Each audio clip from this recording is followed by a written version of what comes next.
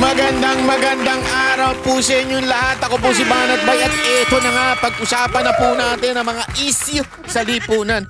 Alam nyo mga kababayan sa gitna ng maulan, mabasa-basang karsada, mabahabang karsada, ay patuloy pa rin po tayo maghahatid ng mga trending and breaking news sa ating mga kababayan. Pero bago yan, huwag kakalimutan na mag-like at share. Importante po yan, yung like at saka share ha.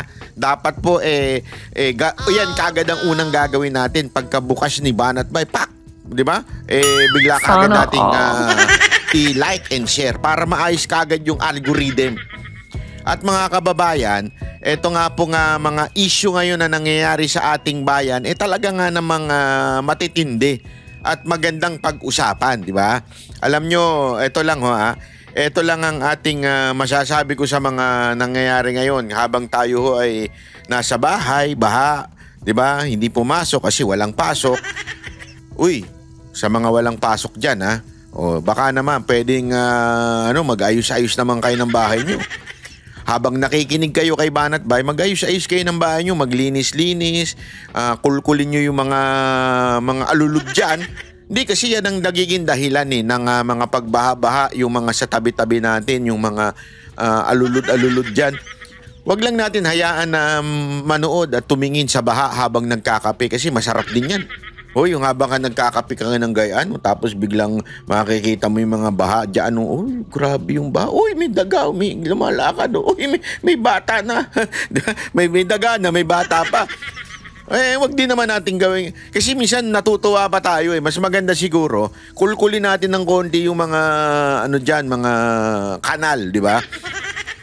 Hindi kasi alam mo, sabi nga nila, simula pa lang ito. Baka mamaya tumagal ito, baka hindi nyo mamalayan, nandiyan na sa loob ng bahay nyo yung daga, lumalangoy na. Gustong-gusto pa naman yan sa mga bahay kasi maraming pagkain, di ba? Kaya dapat, gawin din natin yung ating kontribusyon. Alam ko, palpak ang gobyerno doon sa 5,500 na projects. Hindi, ngayon pa lang di ba? Mantakin mo, every zona. Every zona, pinapahiya ng ulan at ng baha yung nagsasalita na si Marcos. Di ba? Magsalita ka pa. Sige pa, 5,500 flood control project ha. Sige lang, magsalita ka pa. Eto sa'yo. Hindi tayo natutuwa doon. Siyempre, masama ho talaga yun. Nakakairita ho yun. Nakakainis kasi mantakin mo kahit nga yung sa Maynila sabi ni Isko yung project ng isang congressman. Naku po, patay talaga tayo. Binaboy talaga ng mga congressman sa Maynila. Sabi niya, project sa may Tondo. Naku po. Alam niyo naman kung sinong congressman dyan sa Tondo, di ba? Yung kanyang flood control dyan, yung kanyang pumping station na project niya kuno. Hindi naman gumagana. Tanginan niya, no? Gago! Kaya na lang ang dami na nabulsa nitong congressman na ito. Ewan ko lang, hindi po ako nagsabi niyan, si Yorme. Tanong niyo si Yorme kung sino yung tinutukoy na yun. Hindi ko kilala Basta sabi niya, nandun siya sa Tondo. Hindi ko alam kung sino. Kasi malaki ang Tondo Maraming distrito ang Tondo So, hindi ko alam kung sino. Pero, meron ako idea. Hindi ko na lang sasabihin. Pero sabi niya talaga, kaya nagbaha dito dahil yung mga pumping station na proyekto ng mga congressman hindi gumagana. Siyempre, mga kababayan, kailangan bang gumana? Ang importante nandyan yan, makita ng taong bayan, may project si congressman, nandun yung pangalan niya. Etong congressman na ito, mahilig din niya ipaskil yung pangalan niya yung pangalan ng congressman. Hindi na importante kung gumagana yun. Ang importante nandun ang pangalan niya. Di ba?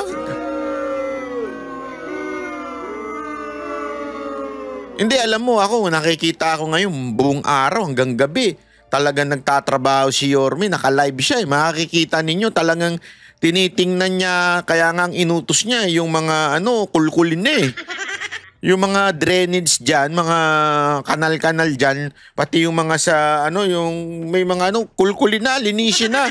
Huwag na tayong umasa sa mga proyekto ng mga congressman natin. pinirahan kayo niyan. Inubos ang pera ng bayan natin at hindi naman pala nagana. Gago! Kadiri talagang binaboy talaga. Alam mo, kasi meron pang mga, ito, linawin ko lamang po ito Kasi may mga nagsasabi, ano masasabi mo? Sinisinis ko yung Dolomite. Hindi niya sinisisi yung Dolomite o si Pangulong Duterte. Ang sinabi niya doon, napabayaan yung maintenance at saka yung mga doon sa Dolomite. At hindi na pananagutan nyo ni Duterte. Hindi na presidente si Duterte, siya pa rin nag-maintain yan. Abay, napakatarantado nyo naman. Di ba? Hindi na si Duterte mag-maintain yan.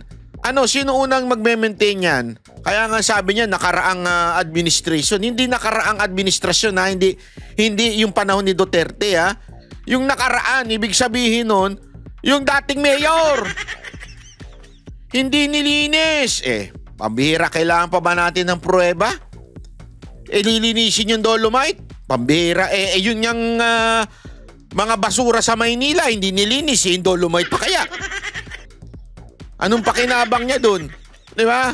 Unless, hindi, di ba? Wala naman siyang pakinabang dun. Tapos na yung proyekto na yun, hindi na pwedeng magbulsa dun So, wala siyang pakikinabang doon, di ba? Kaya nga, hindi natin sinasabi nagbulsa siya Pero ibig sabihin, wala nang pakinabang yung mayor dyan. So, pababayaan na lang niya yan kung hindi siya matinong mayor. Pero kung matinong ka mayor, hindi mo pababayaan yan. Kasi kung ano man na mangyari sa lungsod mo, sa'yo sisi. Wala nang pakialam niya, no? Di ba? Kaya nga, ayan, baha-baha ngayon. Di ba? Kaliwat kanan ng baha. O kasi nga, hindi nga na-maintain yung sa Dolomite. Isa pa, aside from the local government, yung mismong national, yung DNR, ano ginagawa nyo? DPWH. Abay, mga hindot pala kayo MMDA. Kailangan pang punta ni Yorme para puntahan ninyo? Ang mga, Hindi, alam mo, bakit ko kinikwento yan? Kasi baka nagtataka kayo, kaliwat kanan ng baha sa Maynila. Kasi nga, wala. Yung mga proyektong na mga nakaraang administrasyon ng Maynila, walang kwenta.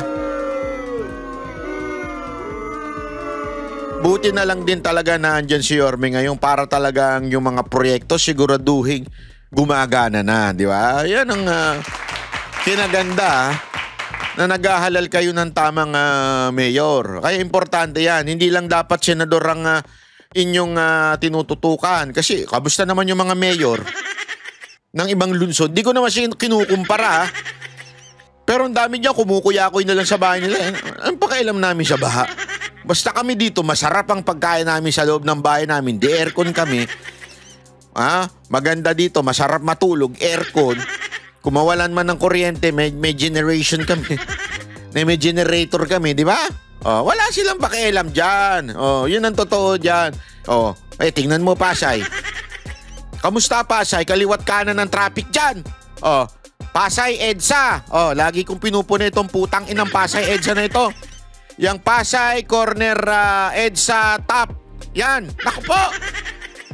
Ginawa ng ginawa ng terminal ng mga jeep. Kaya ang traffic dyan. Asan ba mayor dyan? Asan ba mayor dyan? Bakit hinahayaan nyo maging terminal yan? EDSA Corner Top. Bakit ganun? May mayor ba kayo? Dahil ako lang nagtatanong lang ako kung may mayor kayo, bakit pinababayaan yan? EDSA Corner Top. Ginawa ng terminal yan eh. Hindi lang terminal ng mga jeep, terminal ng mga kotong dyan. Bakit kanyo? Dito nakaparada, sa EDSA, going south, nakaparada dyan yung jeep. Dito nakaparada din. Ano gagawin mo ngayon? Siyempre, mag-o-overtake ka kung kakanan ka. Pag kanan mo, may nakaabang siya, nagtatago. Swerving ang abot mo dyan. Alam naman di ka mag-overtake, nakaparada na yung jeep doon. May nakaparada din sa kabila. Ginawa na nilang terminal yung animal na yan eh. Pumunta kayo sa kabila, ganun din. Kaya nga parang walang mayor dyan sa Pasay. Ewan ko ba, ano nangyari dyan sa Pasay? Binaboy niyo yung Pasay? Hindi ba kayo naiinggit sa mayor sa Maynila? At least sa Maynila na ayos. Sa inyong dali-dali, simple-simple. Yang lang corner dyan, hindi nyo maayos. Ano ba kayong klase kayong mayor dyan? Anyway, Tuloy na natin ha. Ito, pag-usapan natin tong bagong hirit ni Torre. Abay, nilait niya mga DDS. Pero na-back to you siya. Oo, binack to you siya ni VP Sara Duterte. Pero ako, iba-back to you ko din. Eto, explain ko sa inyo kung bakit sablay ang mga pinagsasabi ni Torre. Explain ko sa inyo ha, kung bakit sa tingin ko mahinang, mahina rin ng ganito ni Torre. Oo. Akala niya siya lang ang pwede magsabi na mahina ang utak ng mga DDS. Mas mahina ang utak niya. Papaliwanag ko sa inyo kung bakit ha.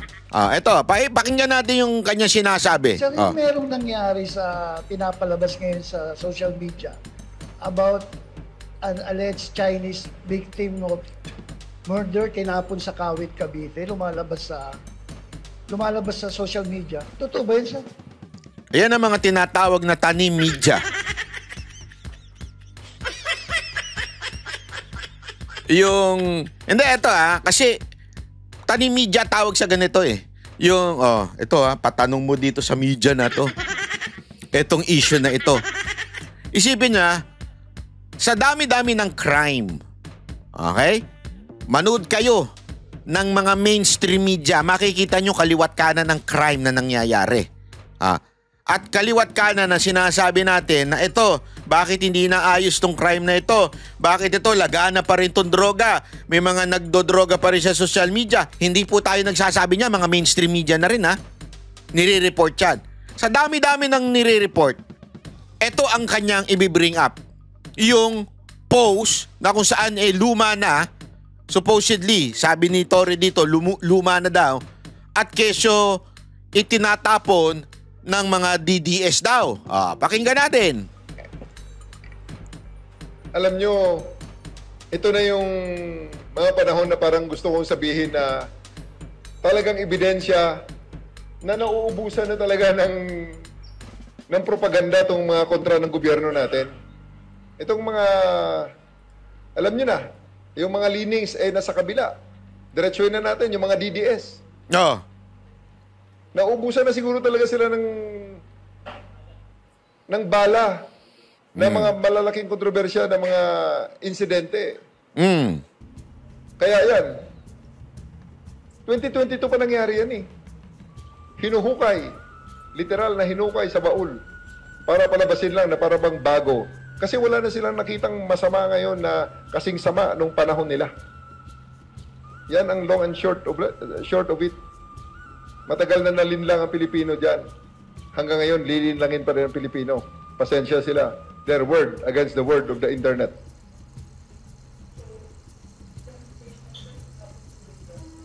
Hindi naman. Early part ng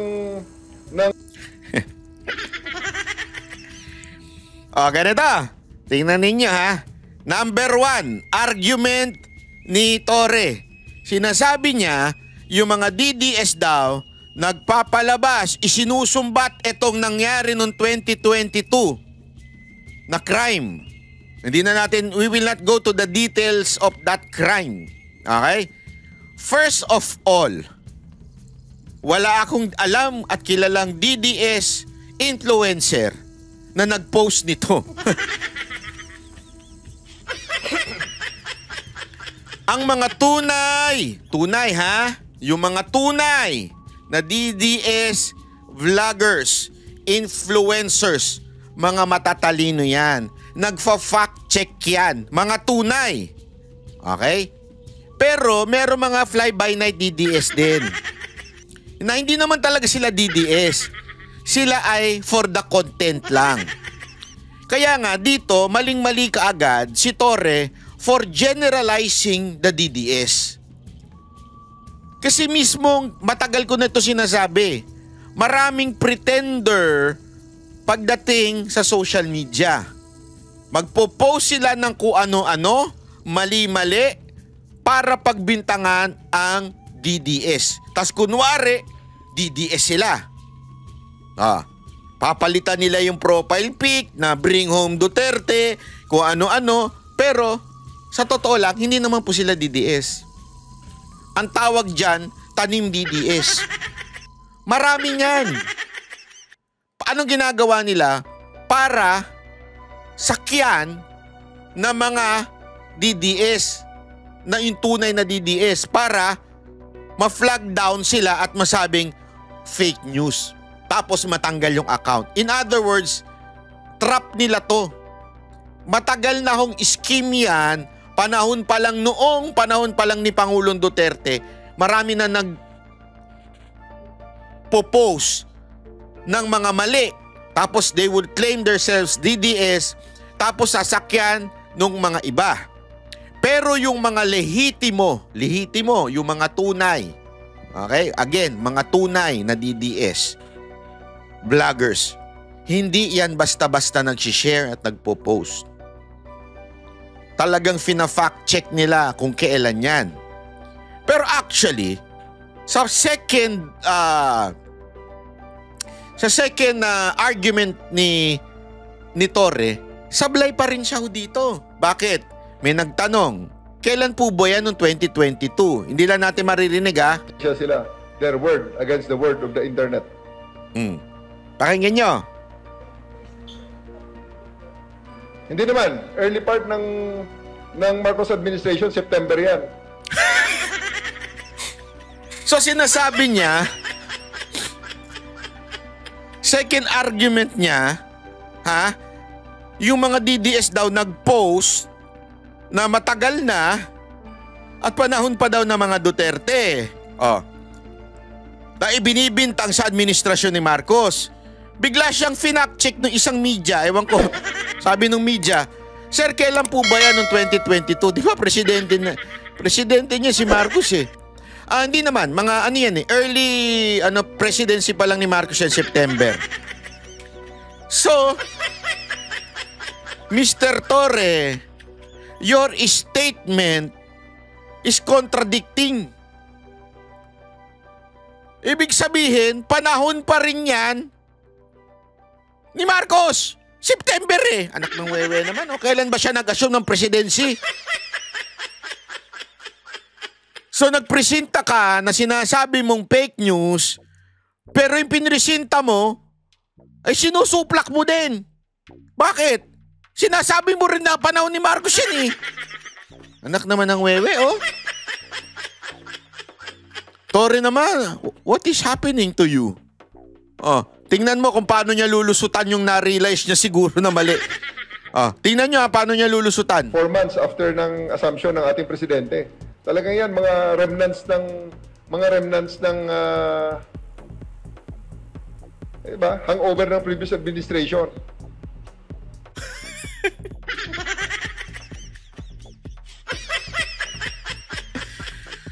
Torre, sigurado ko bang mahina ang utak yung mga DDS o ikaw? Ako nagtatanong lang Remnants ng mga nakaraang... Ibig sabihin, sabi siguro nung kriminal, gagawin ko to sa panahon ni Duterte. Ay, nagpalit na. Si Marcos na. Ay, gagawin ko pa rin. Pero ang nasa isip ko, si Duterte pa rin ang presidente. Remnants ka. Gago! Diba? O baka naman sabi ng kriminal, gawa tayo ng crime, medyo malapit-lapit pa. Para isisipan nila kay Duterte. Kasi, kaya ako sumama dahil kay Duterte, kaya ako gagawa ng crime. Dahil kay Duterte.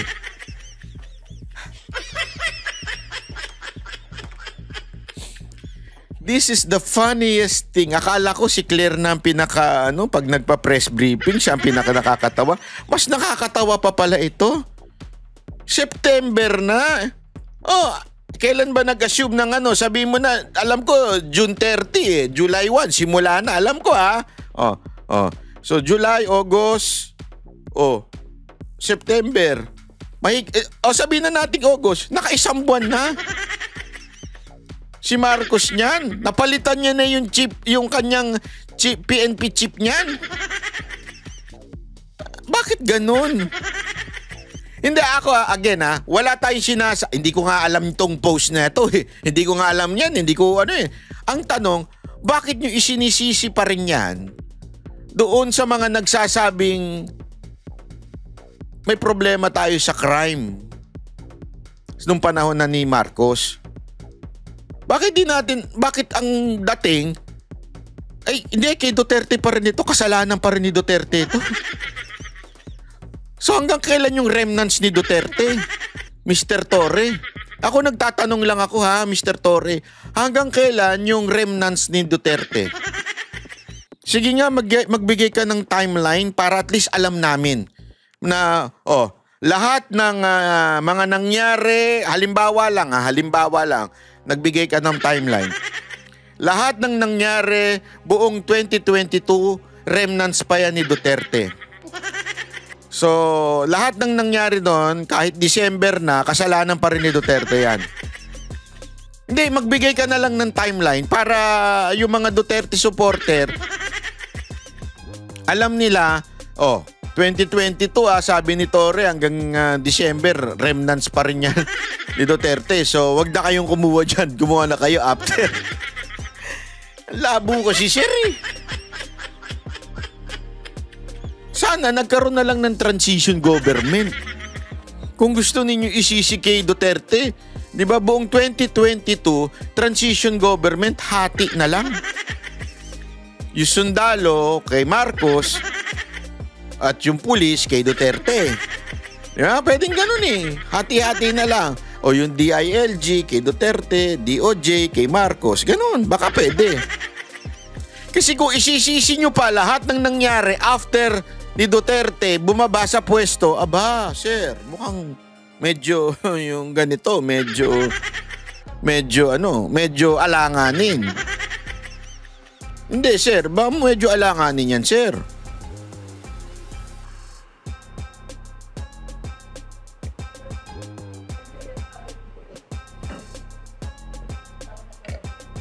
Nakilala yan eh. Ang victim na yan is a 32-year-old Chinese national, allegedly a fugitive in China. May Interpol red notice yan. The family was contacted. They refused to cooperate with the authorities, and the cadaver is now buried in a public cemetery in Cavite.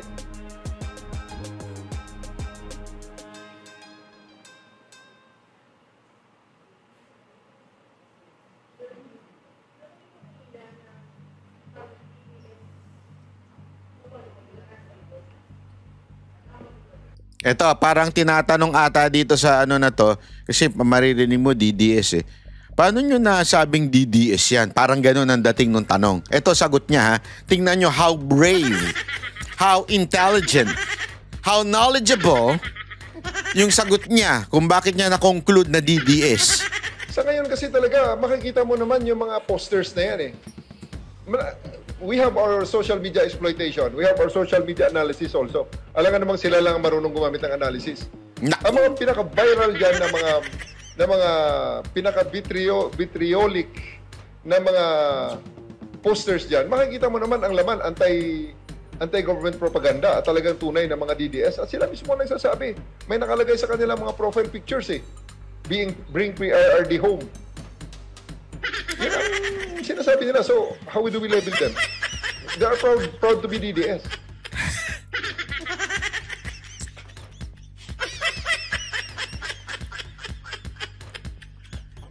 Ladies and gentlemen, this is our PNP chief. Palakpakan.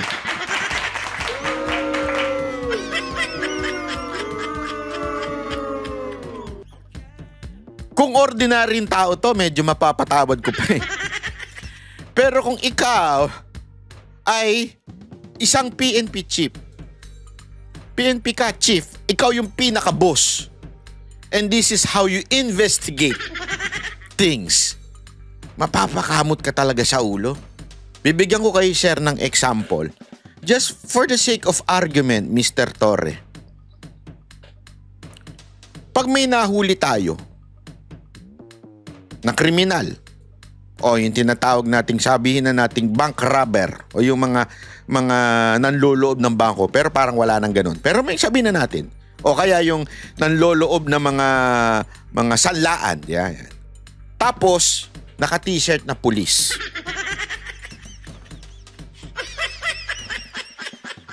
May arma light. Ha? Tapos, sabihin na nating nakawangwang pa. Gumaganong-ganon pa. do we consider that person, kunwari, ninakawan niya yung sanlaan o kaya yung bangko? Ang conclusion mo ba kaagad? Pulis yan. Pulis yan. Pulis yan! Bakit? Naka-t-shirt na nakalagay sa likod, police. Tapos, may wangwang. Pulis yan. Sure ako dyan. 100% yan, pulis. Pulis yan.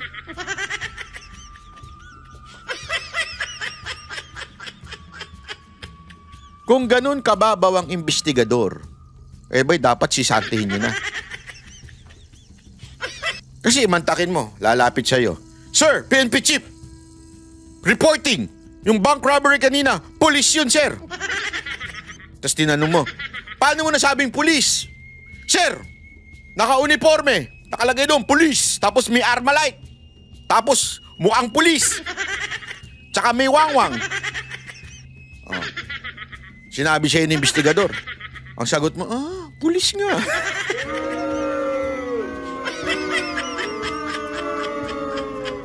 Di ba? Medyo dapat ang tanong doon, nakita mo ba yung ID?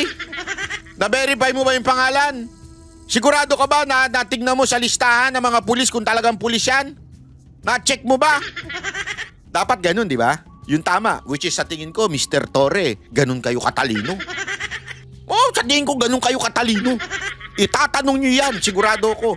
Sigurado ka bang pulis yan? May ID ba yan? Tingnan mo nga yung tsapa niyan. Tingnan mo nga ako sa kampo kung talagang nakalista yan bilang pulis. Ganyan sigurado tatanong mo eh. Di ba? To verify that person is really police. Tama, mali. Question. Anong mas madali? Magwangwang ka sa karsada? Magsuot pulis ka? Or palitan mo lang yung profile picture mo ng Bring Duterte Home?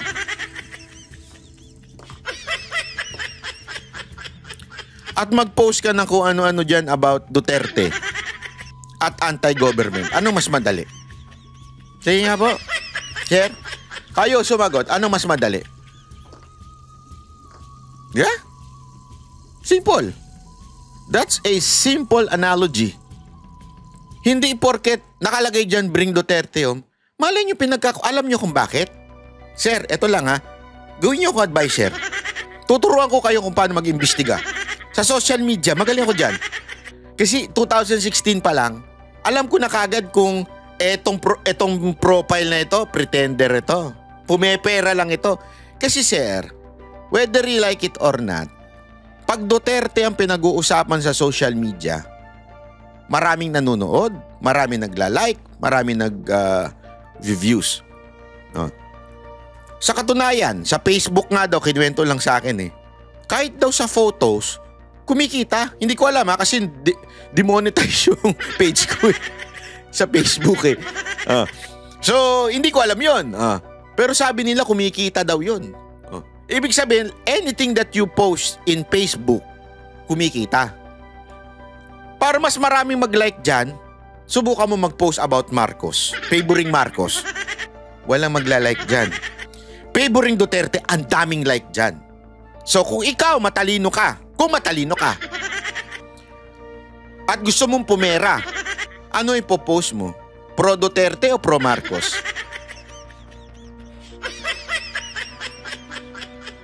Kasi ako nga may kilala ko eh. May kilala akong, meron akong kilalang sa mukha niya, nagbablog siya sa YouTube. Pro Marcos siya. Anti-Duterte siya. Pero, nalaman ko through sa kasama naming isang banateros na may channel siya na pro Duterte. Bakit? Kasi pumipera lang siya.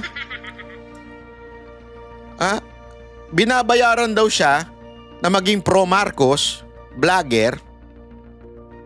Pero sayang naman daw yung kita ng views pag nag-pro Duterte ka kasi mas maraming views doon. Nagigets nyo?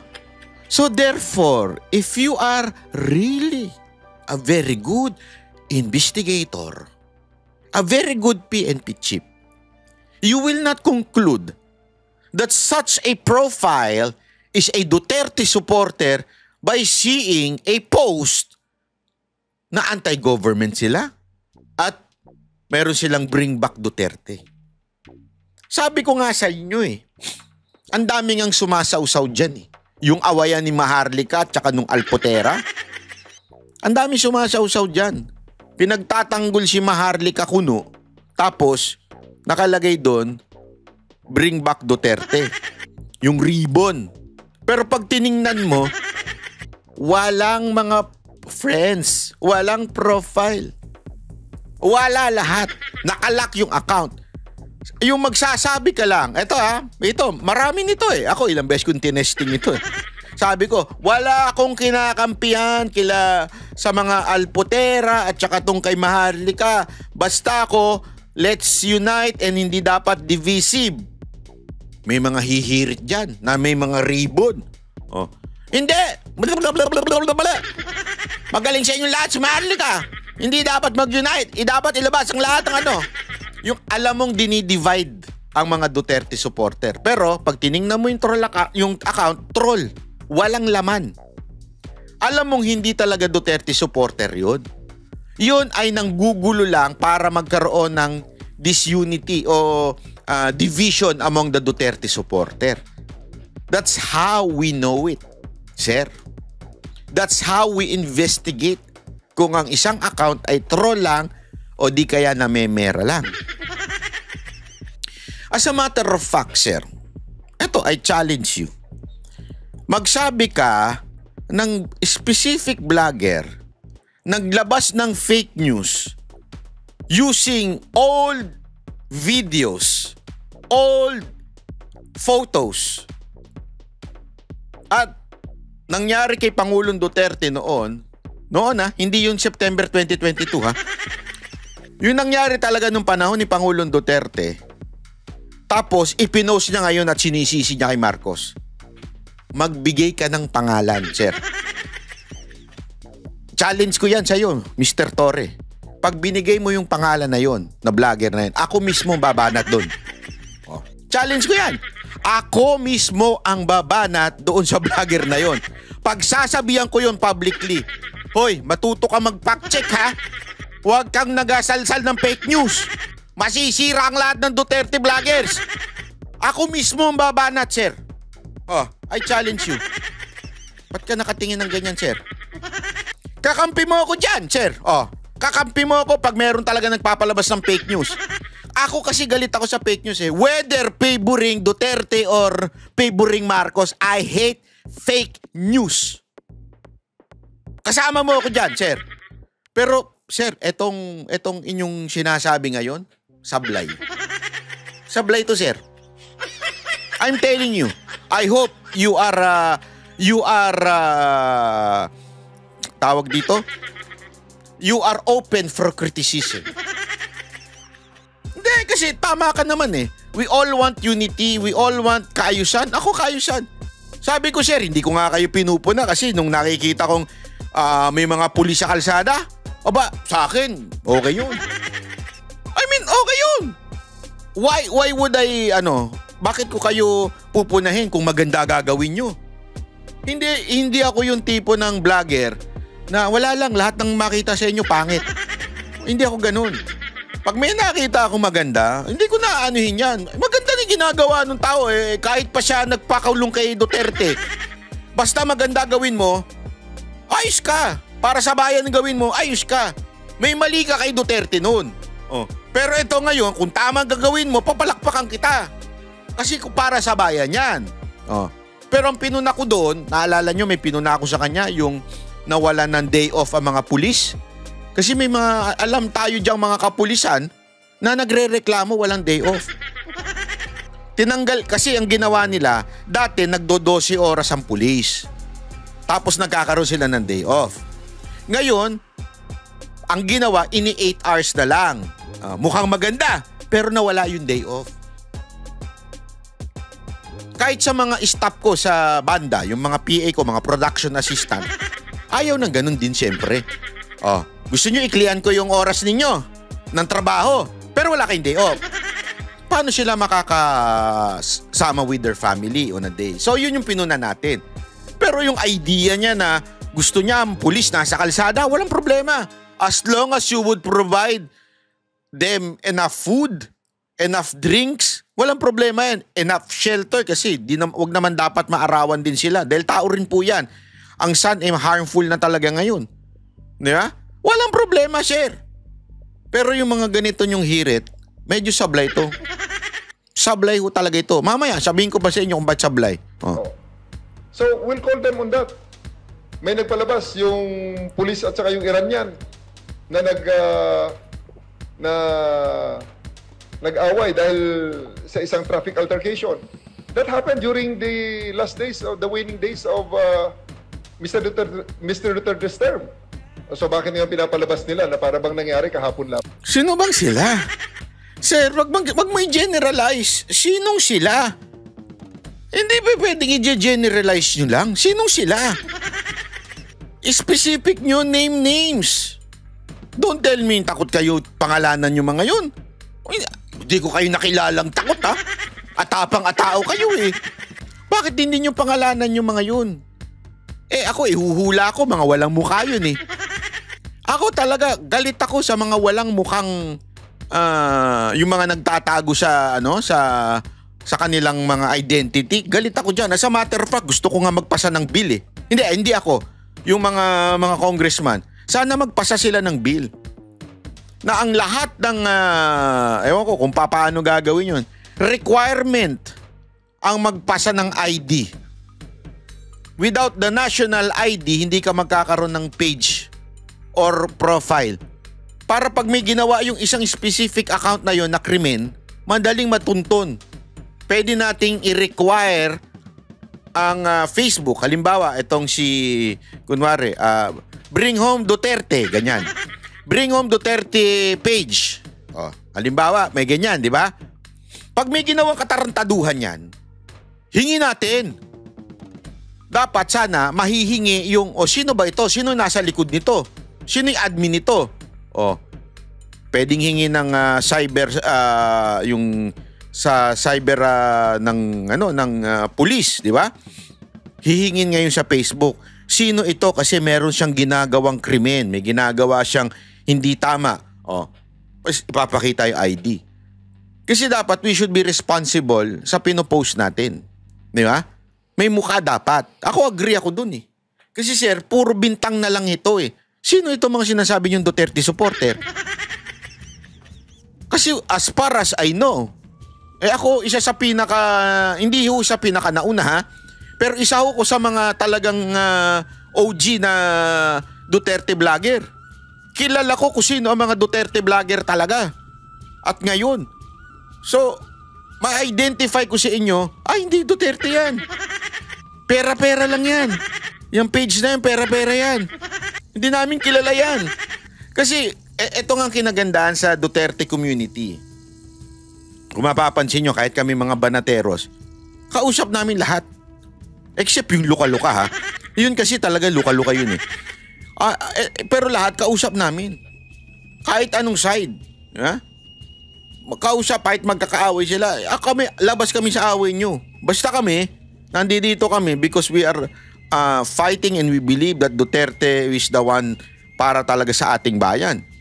Yun ang aming pinaniniwalaan. Kaya alam ko at kilala ko kung sino yung mga tunay at sino yung mga namemera lang sa social media. Wala na kasi silang bala. Yun nga ang masama ron. Sir, bala? Hindi namin kailangan ng bala. Alam niyo kung bakit? Ang bala lang namin yung ulan.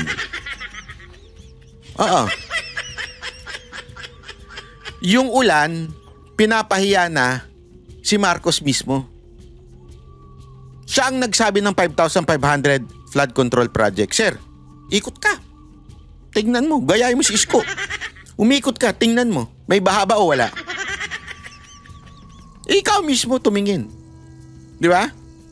Alam mo yan, meron. Kaya hindi namin kailangan ng bala para ipahiya si Marcos o para sumbatan si Marcos. Yung mismong ulan ang susumbat kay Marcos. Kasi babaha eh. Suminga lang ang ulap, baha na. And yet, pinagmamalaki niya yung 5,500. Hindi namin kailangan ng bala at mag-ipon pa ng bala kasi sila mismo ang pinapahiya nila sarili nila. Mantakin mo iinom ka sa sasabihin mo pwedeng ipunin, inumin.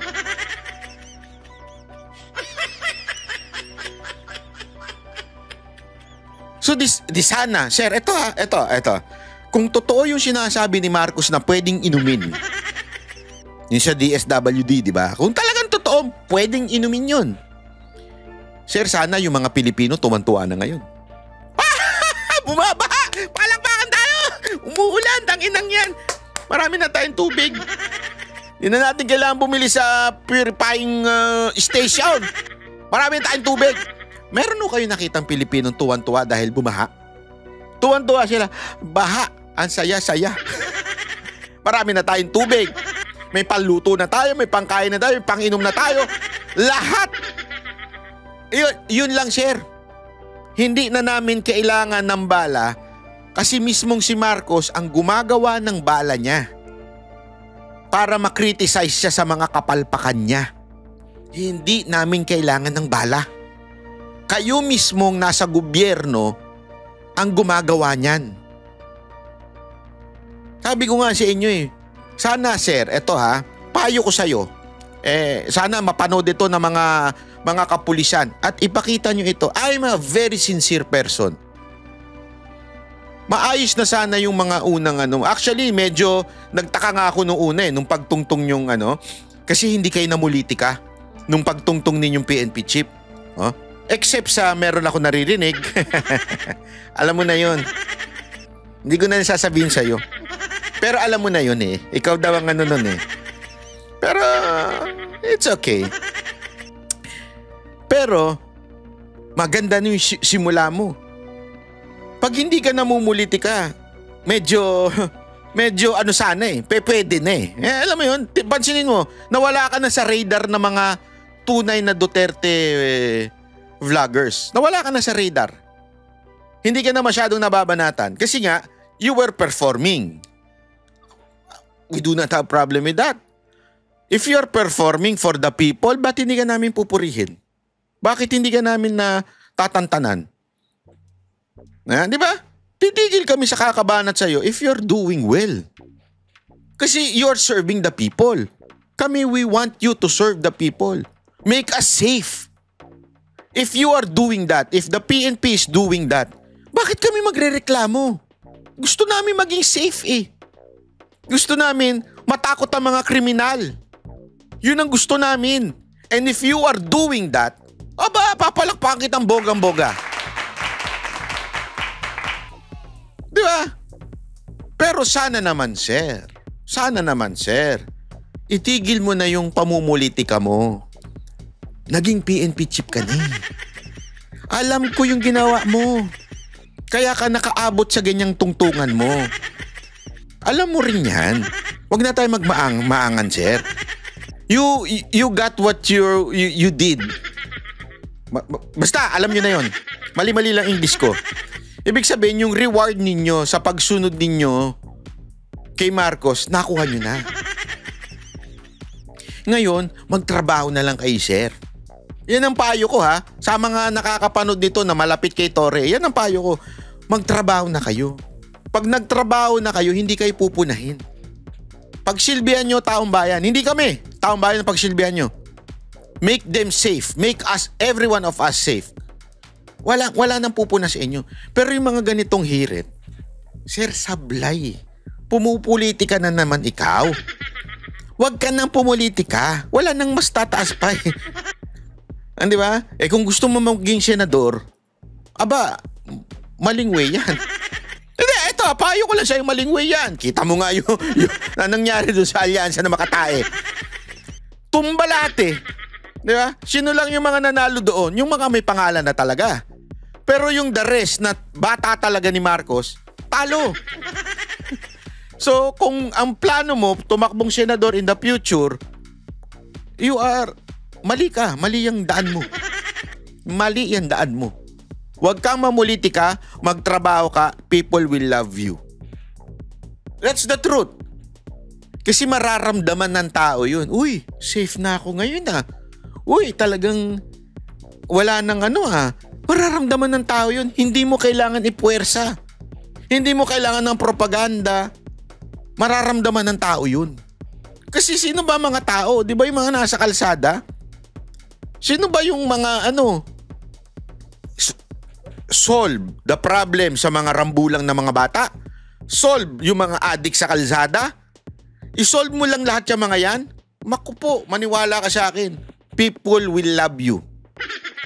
Pero yung ibabalik mo na naman sa DDS yung sisi? Sir, anong pang purpose niyan? Andiyan ka na sa pwesto eh. Ano pang purpose? Siraan si VP Sara Duterte? Naku po, sir. Huwag mo kakalimutan, next president yun. Wala na silang bala. Nauubusan na sila ng bala. Nauubusan na sila ng issue na itapon sa gobyernong ito. Kaya ayun, naghuhukay ngayon. Kaya lang nakalimutan yata nila. Talagang pinapakita lang talaga nila na Sir, hindi po ito drugs. Ito po ay lavender. Baka mamaya, hoy, silipin nyo kasi Banat Bay, may hinihit-hit doon. Zen Haler. Hindi po ako nagbebenta nito, sir, ha? Pero nabibili ito sa TikTok. Parang lavender ho ito para parang Vicks. medyo may kulang talaga sila eh. Di ba? Hindi ba nila na-realize yun na napakadaling hukayin? Their word against their... Hukayin na naman. Ang hilig nyo talaga sa hukayin. Hindi, sir. Ang hilig nyo sa hukayin. Sir, kamusta yung nahukay nyo dun sa QJC?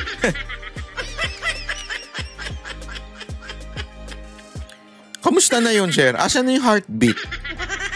May nakita kayong heartbeat? Di ba wala? Winasak nyo na yung katedral?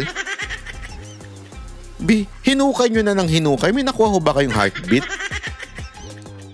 Ginto, may nakuha kayo, sir? Wala. Baka bigla magkaroon ng buto, ah. Buti na lang, alam mo, mga tao doon, di kumakain masyado ng karne. Puro gulay. Kasi paano kunwari, yung gumawa ng katedral, kumakain ng manok, tapos tinapon yung, o kaya baka, o kaya baboy. Nag-crispy patats, tinapon yung buto doon.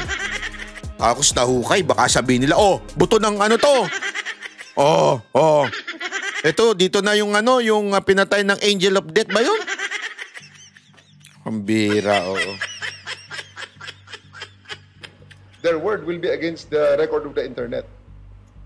So, napakadaling gibain ang kanilang narrative regarding that matter. Ang sa aking panawagan na lang, Pilipino tayo pare-pareho. Gusto natin na mag-improve ang ating bansa. Oo nga, yan din gusto ko. Magsama-sama na lang tayo. Kalimutan nyo na muna yung mga Hindi, sir, itigil mo yung politika, sir. Hindi, ako, sir, usap tayo. Gusto nyo mag-usap tayo, sir? Itigil nyo na yung politika. Alam nyo, sir, na namumulitika kayo, sir, eh. Ako may personal akong alam, sir. Ayoko na lang ilabas dito in public. Hindi, totoo. Meron akong alam. Wag tayo, sir. Alam mo, deep in your heart, kahit ako sinisilipan, pinupolitika. Di ba? Itigil na ho natin. Magtrabaho na lang kayo. Ako, eto, pangako ko sa inyo ito, sa lahat ng nanonood.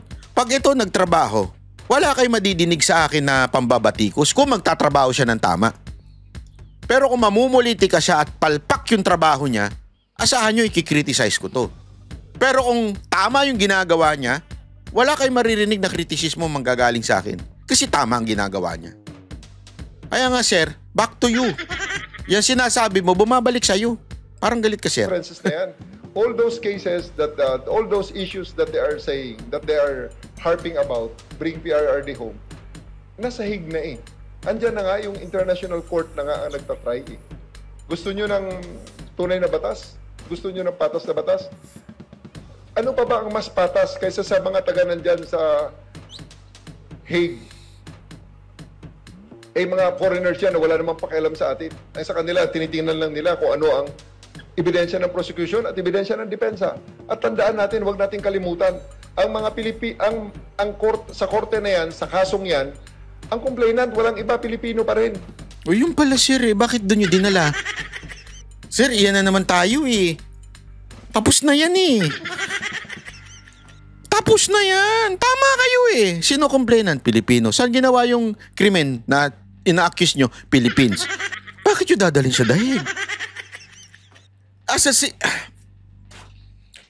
Ask any lawyer. Jurisdiction is very important. That's the first thing that lawyers are questioning. Jurisdiction. Anong ibig sabihin ng jurisdiction? Sino yung nagre-reklamo? Saan siya? Kaya nga pagka nagfa-file ng mga libel, opisina ng tao na yun, saan siya?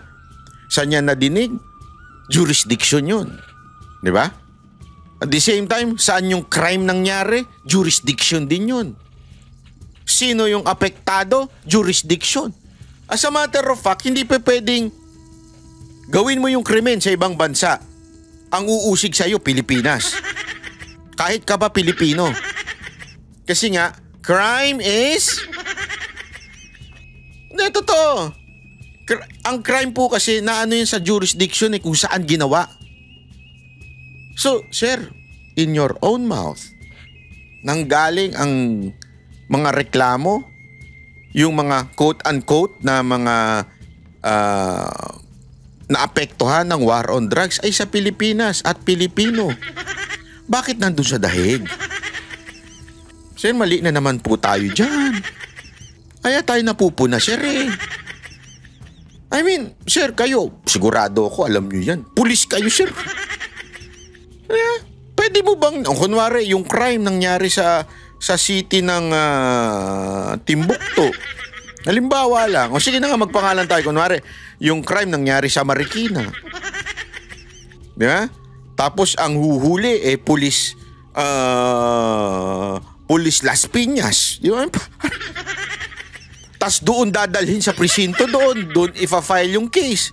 Di ba dapat doon din kung saan nangyari yung crime? Yan, simpleng bagay na nga lang. How much more bansa? Bansa yan, sir, ha? Bansa. And the president himself, Marcos said himself, that ICC has no jurisdiction sa atin. Ibig sabihin, we are not part of ICC. We are not member of the ICC. Therefore, they do not have jurisdiction. And yet, hinatid ninyo o pinadala ninyo si Pangulong Duterte sa dahig. If the jurisdiction hindi nasunod, how do you expect us to believe that ICC will be fair? The jurisdiction itself hindi tama. Paano magiging patas? Mga Pilipinong nawalan ng pag-asa nung panahon ni Duterte. Nawalan ng pag-asa ng mga kuha ng ustisya dito sa Pilipinas. Ulitin natin yan. Huwag natin kalimutan yan. They are Filipinos. Hindi sila foreigners. Wala lang silang mapuntahan noong mga panahong yon dito sa Pilipinas, sa justice system natin, noong mga panahon ni Duterte. Kaya pumunta sila sa International Criminal Court at doon sila nagsampa ng reklamo. Sandali. Panahon na ni Marcos ito eh. Oo, nagsampa kasi daw doon panahon ni Duterte. Oo, correct. Pero, ngayon, panahon na ni Marcos. So, they can file here in the time of Marcos. Ba't hindi nila ginawa? Wala silang tiwala kay Marcos? Wala silang tiwala sa korte? And aside from that, parang yung sinasabi sa amin na kung gusto namin mag-file ng something sa government, huwag kami magtiwala. Bakit? We are anti-Marcos? Hindi kami dapat magtiwala sa korte? At dapat sa ibang bansa kami mag-file? Diba? That's the logic. So, ibig bang sabihin nun, sir? Hindi ka tiwa-tiwala ang ating mga husgado? Nung panahon ni Duterte? That's bad. That is not nice, sir. Kasi miyembro pa rin tayo ng mga panahong yon. Oh. So, anong nirereklamo ng mga DDS na to? Shortcut na lang ang lahat? Hindi pwede yung shortcut. Kasi nga, dahil sa shortcut na yan, eto na ngayon, pag tinanong na sa isang formal investigation, bigla na lang magsasabi sila, I have my right to remain silent, I have my right against self-incrimination. Kaya ulitin ko uli sa mga enablers din. If you are so proud of what you've done, if you think that what you did was the correct thing to do, why is it now that when you are asked in a formal investigation, bigla na lang mag-right to remain silent at mag-right against self-incrimination kayo? Proud bang kaya kayo? Tama ba kaya ang ginawa nyo? E di panindigan nyo ang inyong ginawa. Sabihin nyo kung anong inyong ginawa, aminin nyo. Pero deep in their heart, alam nila, that's not moral. That's not the true dispensation. Gulo mo, sir. Sorry lang ha. Ang gulo mo. Ang pinag-uusapan mo na dyan yung sa Congress eh. Yung, kasi yan yung sasagot nila Pangulong Duterte. Kasi nga po, hindi pala si Pangulong Duterte. I think it was BP Sara. I'm not sure ha. Pero parang wala naman ako narinig na ganyan. Pero gayon pa man, ginagawa yan sa Congress eh. Bakit? You know why? Because there's a court. Ang sinasabi lang, mag-file kayo sa Philippine Court. Wala namang sinagot sila dyan eh. Hindi mo pwedeng sabihin yan sa court. May nag-file ba sa court? Wala. Bakit di nyo i-file sa court ng Pilipinas? Kasi nga alam natin ang mangyayari. Nga, wala. At gusto lang nilang matanggal si Pangulong Duterte. Pero alam nyo, matindi. May sagot si BP Sara. May bago pong statement, VP, si General Torre. Naku po, patay ka. Si Boss Dada ang nagtanong ha, Torre. Torre. Si Boss Dada ang nagtanong, hindi si Banat Bayan ha. Mas pogi ako dyan. Mas sexy ako dyan. Kita nyo mo naman ang katawan niya sa katawan ko. Iyan, parang kama. Yung akin parang supa lang. Kaya magkaiba, baka mama isisi mo na naman sa akin yan. Kasi yung sedition and hindi naman ako yung nagsalita. Ako yung sinampa mo ng kaso. Ang bira. Tungkol sa mga DDS, wala daw utak. At saka ang mga DDS daw at ang mga Duterte ay anti-government. At isa pa, nananawagan siya ng pagkakaisa. And sinasabi din niya na ICC na ang pinaka-fair. Ano pa daw ba ang nire-request natin? Bakit gusto pa natin pauwiin si Pangulong Duterte? Nasa ICC na, which is ang pinaka-fair daw po na korte sa buong mundo. Lagi ko naman na yung sinasabi pag mayroong nagsasabi sa akin na baliw ako or may nagsasabi sa akin na kahit ano, tulad niyan, may nagsasabi sa atin na bobo tayo, parang sabihin na lang natin, it takes one to know one, so kung bobo kami, bobo ka din. Tayo lang yan. Agoy! No, back to you ka. Hindi, pero eto just to be wala namang sinabi na direktang bobo tayo. Siguro yung mga tao, yung mga nagdadagdag na parang kasing gano'n na sinasabi ni Torre na parang mahina daw yung ganito. So in different language, bobo daw. Pero walang direktang sinabi para lang sa patas na pagbabalita. Wala po sinabing Pero sabi nga ni BP Sara Duterte, kung ang tingin mo sa amin bobo, kung ang tingin mo may salitang kung ang tingin mo sa amin bobo, bobo ka rin. Kasi, yun di ba? Para pumatol ka sa bobo, bobo ka. Yun lang yun. So mga kababayan, ayun po ang sagot ni BP Sara Duterte kay Torre. So, hindi na niya pinagbigyan ng panahon kasi alam niyang Gago! kaya hindi siya pumatol. Nakita niyo ang ginawa ni BP Sara Duterte, hindi niya na sinagot. Kasi ang labo nung yung paliwanag ni Torre na patas ang ICC. So hindi na pinatulan ni BP yun kasi alam niya ito ay isang mababang lohika. Mahinang lohika. So kung papatulan niya, ibig sabihin mahinang lohika rin siya. Hindi niya na pinatulan. Ganon kagaling ang ating presidente. Kaya nga alam mo, ito Mr. PNP Chief. Sa kung ako sa'yo, better to talk to logical people rather than the sip-sip people. Hindi, honestly iba kasi yung logical Yung mga logical, kasi alam mo, ito ang problema ng mga boss. Huwag kayong mag-hire ng mga pala. Yung ha-hire ninyo sa inyong mga tabi, yung mga pala, alam mo, palakpak lang ng palakpak. Kahit alam mo ng mali ginagawa mo, palakpak pa rin sila kasi sumisip-sip sila sa'yo. So they will not say bad if you're doing bad. They will not say na ito ang problema, mali itong ganitong pananaw mo. Kasi nga, sumisip-sip sila sa'yo or takot sila sa'yo. So alam mo, better you hire logical people na medyo iba ang pananaw, iba ang pag-iisip kesa sa pag-iisip mo. Kasi it's better na meron kang katabi, advisor, na hindi oo ng oo sa'yo, hindi yes man. Para nakakakuha ka, nakakapulot ka ng aral from them. Pag oo lang ng oo siya yan, yung amuyong mong oo lang ng oo, mahirap yan. Kasi people are prone to commit mistakes. The only way to correct that mistakes is getting information, knowledge from different sources such as books, videos that teaches knowledge and wisdom, and real friends na hindi oo ng oo sa'yo.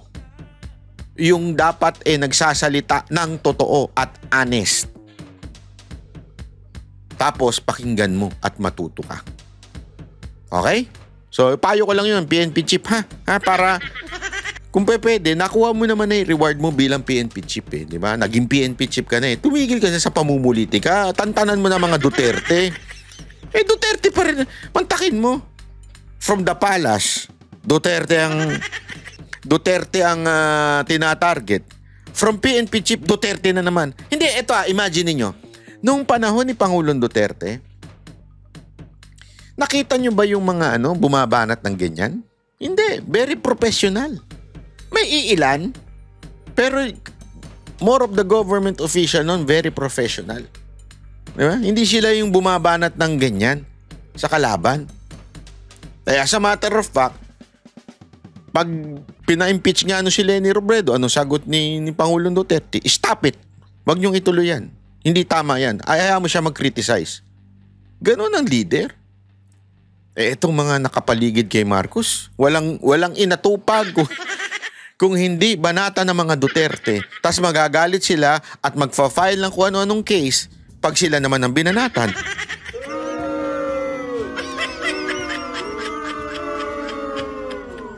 Di ba? Wag ganun. Wag yung feeling victim. Pikon, tas feeling victim.